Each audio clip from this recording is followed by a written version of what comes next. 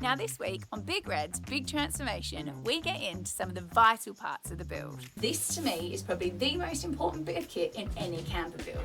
I share some of my top secret tool tricks, a pencil sharpener, put it in, oh.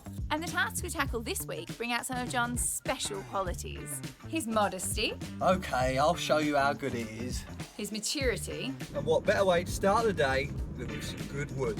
And his love of storytelling. I don't think I want to know what this is. So strap in and prepare yourself, because I'm only here for half of this episode, which means...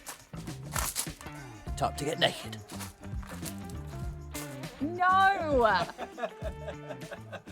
Okay, no nakedness. Well, good morning everybody and welcome back. Now since I saw you last, I've been back on with my carpeting, but I can't show you much of the footage because it took me more than an hour to do each side and we wouldn't be able to use any of the audio because it'd all just have to be beeped out. But we have now finished the front of the vehicle. Ta-da! Now, I know it looks a little bit funky with all of the holes in it, but they are to put the bolts through for the seats and the engine bay covers. And talking of engine bay covers, we've got those done too, and I could not be happier with the finish. I'm so buzzing with these. So to get your nice edges, we've gone round the edges wherever possible. But when you're coming up to a seal, it's a bit tricky. So what we do is we take the seal off, and then you just cut the carpet flush with the edge and put the seal back over the top. That gives you a lovely finish, but also it stops the carpet from peeling back up around the edges as well. So that's my top tip with those. And the soldering iron trick, honestly, absolute game changer, especially with doing the holes for the bolts. So now they're all done, we've got the nerve-wracking bit. Let's see if they still fit.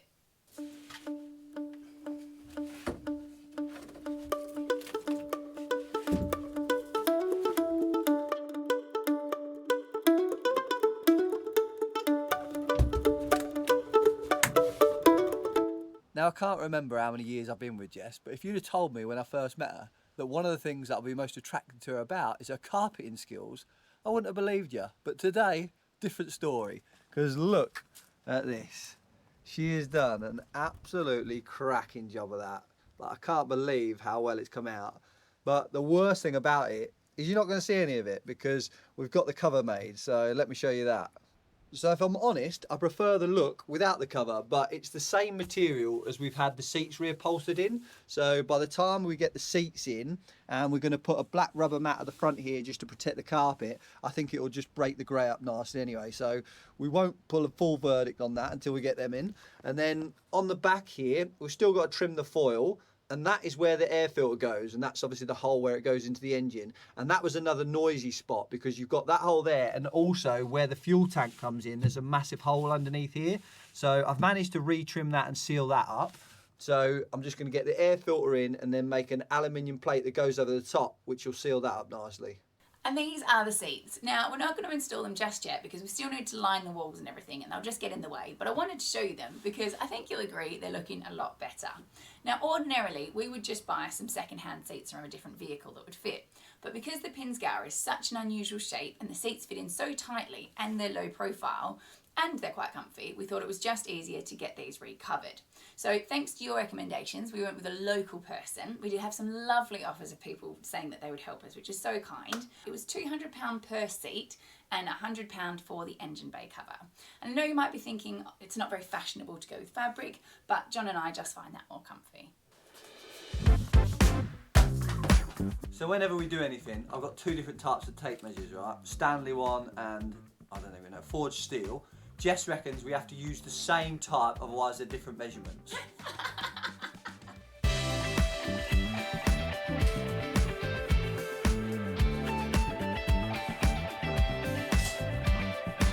She's done it wrong. She must have used the wrong tape measure.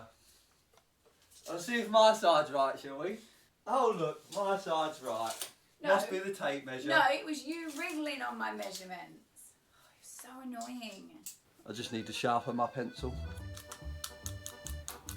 John, we have pencil sharpeners. This is the proper way. This is the man's way. The man's way. What are you doing? Beautiful. Such an idiot. A pencil sharpener. Put it in. Oh. You wouldn't have one of Look them. at that, a perfectly round, perfectly sharp pencil. You wouldn't have that stranded in the desert though, would you? Oh my god. Let's hope we cut it right.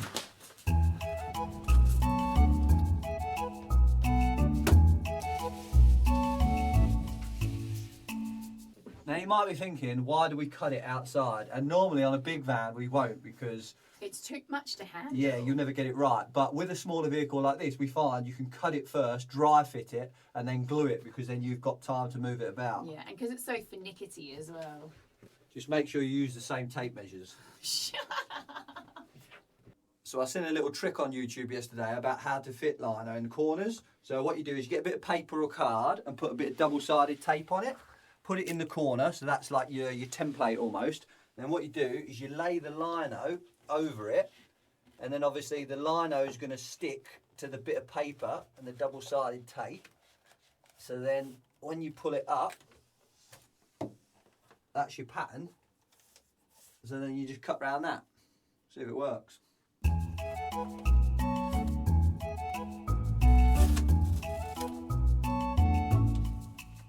Oh, look at that. Ooh, baby. Brilliant little trick that is. Nice one.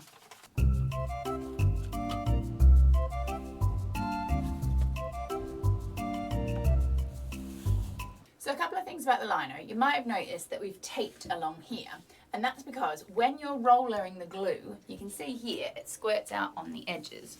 So all I have to do is wipe it off, and then I can just peel the tape back, and you get a lovely clean edge. Now we learnt this one the hard way, because the first time we ever built a camper, we didn't do it, and there was glue everywhere. And secondly, you might be thinking, why on earth have we put the lino down this early? And it's because it's the way we found to get the best finish, because trying to cut around your cabinets is really hard and you might be at risk of damaging them. Whereas by putting it down now, it doesn't matter, for example, that John's cut it ever so slightly short here, because we'll put a 6mm board over the edge of it when we trim this and it will still look perfect. Also, by putting our cabinetry in afterwards and our lining boards, it'll help keep it fixed in the corners and keep it nice and secure. So whilst I let the old lino dry, I've been getting on with electrics. Now, as you can see, we're going for Renogy again. And I installed this in the Sainsbury's van and the Defender, and I can't fault it, to be honest. I don't think it's the best brand out there. I still think Victron is the best, but the best bang for the buck is definitely the Renogy. Now, the one thing I don't really like about it is they advertise this unit as a combined unit, MPPT controller and a DC-DC charger, and they say it's a 50 amp unit. Well, it is, but only if you don't get any input from your solar. As soon as you get input from your solar, this drops down to 25 amps DC-DC, and then it just tops up the rest from the solar. So even if you get a tiny little bit of solar, it will still knock this down. So one way to get around that is if you isolate your solar, this will then charge at 50 amps, but then you're not getting both. So yeah, that's the only flaw with it, I'd say. Now, the way I'm going to get around that is by installing a separate MPPT controller. Now, I got this idea from Gadget John because he's installed his electrics like this. This 60 amp controller here is going to do all my 800 watts of solar. This combined unit here will just do DC-DC charging, but I'm going to have a plug that goes off of that, like an Anderson plug. So if I've got some flexible solar and say we're parked up somewhere where the sun's at another angle, I can always plug that in and get solar that way. And lastly, the inverter. So we've gone for the Renogy 3000 watt inverter. Now, the reason we've gone for this is because my friend Alex at Arvan Norman, I spoke to him, he's got this same inverter and he says it runs perfectly for his induction cooking. And if it doesn't, at least I can blame him. And then talking of solar, we got it all on. So that's all 800 watts fitted. And I didn't film it because it was a couple of days ago before we started filming and it was about 8 o'clock at night and I had the great idea about coming and fitting it, which didn't impress Jess too much, but she's all on. Now, while your electrical setup in your camper is really important, this to me is probably the most important bit of kit in any camper build. And as you all know me as Pissy Pants, and unfortunately, we've made eye contact more than once while I've been using it, you've probably guessed, it's our toilet. Now for this build, we're going for the Trillino toilet. And while we have liked the toilets we've had in the past, there's two problems with them. Firstly, they are huge, like they're at least the size of a household toilet. And secondly, they're hugely expensive, at over £800. Whereas these Trillino toilets come in 3 different sizes, we've gone for the smallest version. And as you can see, it really is compact. And it's only £300. Now we get asked quite a bit what kind of toilets we use, and for us it always has to be a separating, or you might hear them called composting toilets. Now the way they work is you've got this little funnel at the front, that's where your number 1s go, and then there's a big hole at the back for your number 2s. Then underneath, you've got this big bucket that you just line with a bag at the back, and that's nice and easy to dispose of. And then at the front, you've got a liquids container, which again, nice and easy to take away and get rid of. Now, there's two main reasons that we go for this kind of toilet. First is you don't need any kind of chemicals, so you've not got to cart tons of it around with you or find somewhere to buy it. And the second is, if you don't know, it's when ones and twos mix that they make that really awful smell. So for us, that's why it always has to be one of this kind.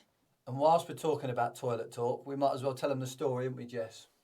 What story? Now, you know how much I love making eye contact with Jess when she's on the toilet. I don't think I want to know what this is. Well, when we was in Morocco, absolute middle of nowhere, in the bush, you know our toilet in the Defender is in line with the door. So the back door's open. Jess thought she'd go for a semi-wild one. Door open. And then about 5 minutes into it, she's like, John, shut the door, shut the door, shut the door. There was a bloke stood up in the A trees, sheep herder appeared. watching away, making eye contact. There's Jess on the toilet, giblets out and everything. So if you're in the market for a toilet, if you use the code TRUEBLUE, you get a £30 free gift if you buy one of these Trillino toilets. My top tip is, no matter how remote you think you are, always close the door. I've got some terrifying news to share with you this morning. And that is that I'm going away for a few days. I'm going to leave you unattended with John. Because my mum's visiting from Australia, so we're off to the Peak District on a jolly. Now, last time I went away, I did try and write him a list to keep him on the straight and narrow. But we all know that that was an epic fail. The rules. Firstly, no nakedness. No buying any more tools. What do you think? She's not going to be happy. If anything, I think it gave him ideas. So I've given up, and it's just going to be a free-for-all. So if you continue to watch, you only have yourselves to blame, but may the odds be ever in your favour. Morning, everyone. Now, even though I'm going to miss the old General while she's away, it means we can do whatever we want. And what better way to start the day than with some good wood. So before you say anything, we're off to the timber shop to get some.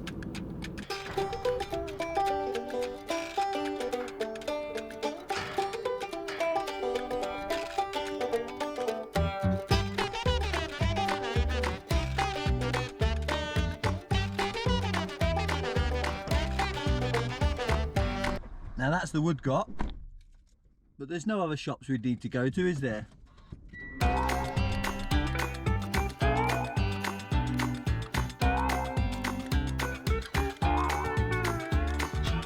I'm joking.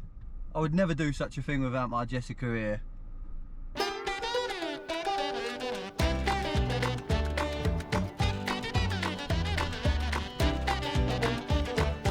£12mm birch ply. £60 a sheet. So I've had to put the old electrics on hold because I'm waiting for some cable and some fuses, and that's why I've gone to get some wood this morning, because I'm going to get on with the dreaded task of lining the walls. Now, any van is normally a pain to do this job, but this one is next level, because if you look here on this panel down at the bottom, this bit here overlaps, so I'm going to have to try and tuck the wood in that side, but then that bit down there, that overlaps in there as well.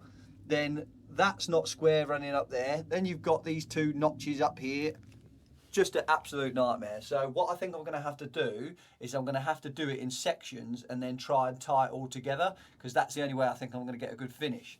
So there's enough whinging. Let's crack on.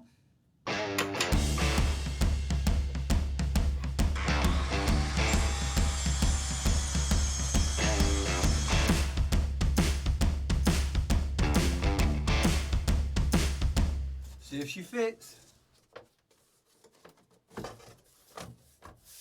Oh, look at that. Beautiful.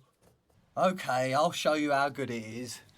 So, we've got the bit at the top in there nicely, and down at the bottom, all beautiful. And look at the holes for the actual water filler as well, look. I tell you what, to get that right first time takes an absolute perfectionist. Or more like third time's a charm. So I forgot to cut the mounting points for the seatbelt buckle in the top and the bottom. So I've got them all cut out, and I've secured that panel to the wall so it can't move. So that panel is pretty much done now. And then I've cut this second panel, and the way I cut it out so it's perfect is I put the panel in, and then what I do is from the outside I trace a line around the door frame so it gets a nice neat finish. And then also I've routed out 3mm on this side of the 6mm panel and 3mm of this side, so when it goes in like that they butt up to each other. It's a nice smooth finish, and also I can glue it and secure it together. Then also with these boards, I'm going to give it a V groove so it looks like tongue and groove. And the reason I'm going to secure all these boards in first is because I'm going to try and work it out that the V groove will be in this join here, so you'll hardly notice it. So I'm going to get all the rest of the boards cut and get them secured on.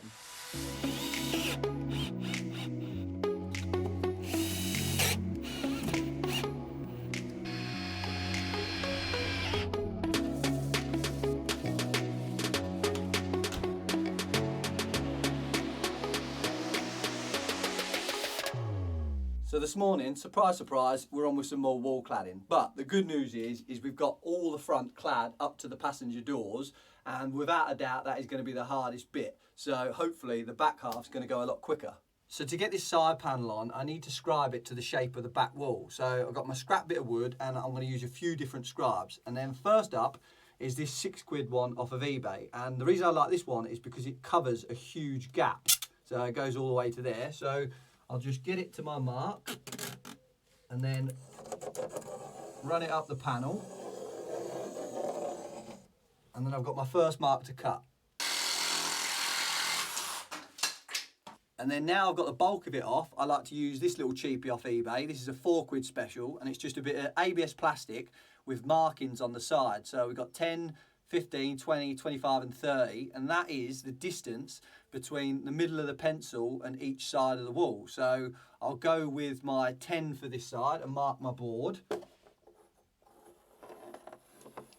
And then for the last bit, where there's only a tiny little gap, I like to use this one. So this is a trend scribe, but this is the most expensive one out of the three at £30.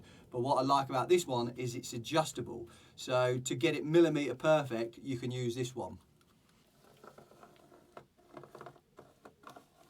And then to get the last bit of wood off as well, I wouldn't recommend using a jigsaw, because if you do, it'll probably just rip your wood up like that, and you're probably not going to get an accurate finish. What I like to use is either a belt sander like this, or a handheld one, or a finger sander, because not only will you get a better finish, but you'll get a more accurate finish as well.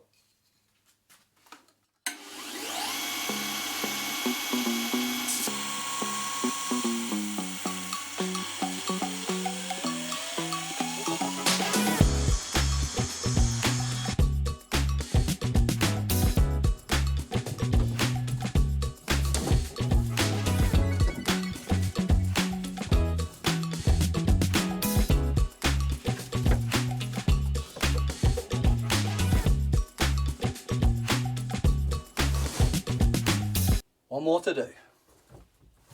Now, I had a couple of comments on the old panel saw last week. People saying, why on earth do I need one? And the truth is, I don't. But why can the DIY stores have one and not me? So I thought, I'm having one. But there's a couple of things like that. I think most men are like it, where you see something and you think, I don't need it, but I'm having it anyway. And whilst the General's not here to tell me off, I thought I could show you a few more bits like that in the workshop.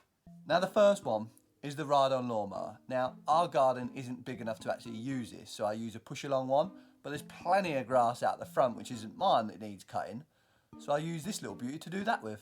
And then the second one is just there. Now, I don't use the 4-poster ramp as a ramp, I use it as like a mezzanine floor, so I can keep storage up there. But can you guess what it is? Yep, it's a mini digger. Now, we got this when we was doing a couple of house renovation jobs, but I haven't used it for a few years. But what a beauty. But going back to the panel saw, they are extreme and you don't need one. But what I highly recommend getting if you're doing any sort of cabinetry work is a track saw or a plunge saw, whatever you want to call it. Now, if you've got a normal circular saw and you think they're the same, they're night and day different. And you'll probably never use this again when you get one of these little beauties. Now, what I love about these the most is you can do millimetre perfect cuts every time. You can do angle cuts and also cut out like the centre of panels, whereas you can't do anything like that with a panel saw. Then with the track itself, they've got this little rubber strip that runs along the edge, which you put on your workpiece on the mark where you're going to cut. And what that does is it stops this. when you're cutting cross grain on wood, especially ply, it rips it real bad like that when you're using a panel saw or a circular saw. Whereas with the track, what that rubber does is it holds pressure against the wood, so when your blade is cutting, it's ripping up against the rubber strip and it stops it ripping on the wood. And then another tool I recommend to go with it as well is a dust extractor or a hoover with an automatic function on it. Now what this does is you plug your appliance into the hoover directly itself, so say we're using this track saw, and then as soon as I operate the track saw, the hoover will start up automatically, and then when I stop using the track saw, it will stop. So it just saves a lot of time, a lot of mess, and I have to say this is probably one of the most used bits of kit in the workshop.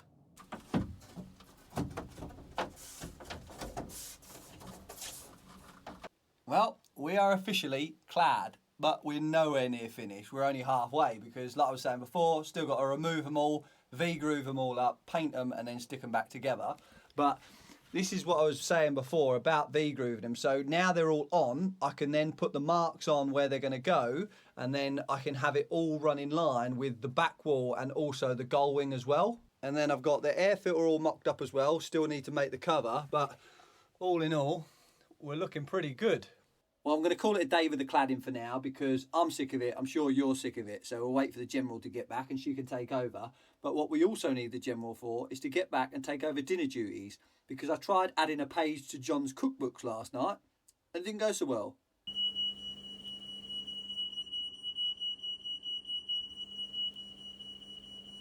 But don't worry, I had a fire truck ready in case it got out of hand. So I think for the next job, we're going to get the lights installed. Now, I showed you these last week, just nice little touch lights, and they're real slim lines. So that's going to fit on there and it'll be flush with the bed. So I'm going to fit one here, one at the end here. We'll get one on the board at the front once that's all boarded, and then we'll put one in the bed area.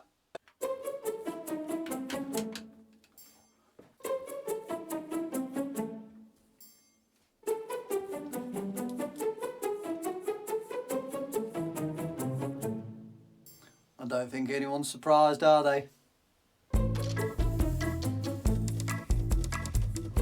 And I don't think Jess will be either. We'll have to find out next week.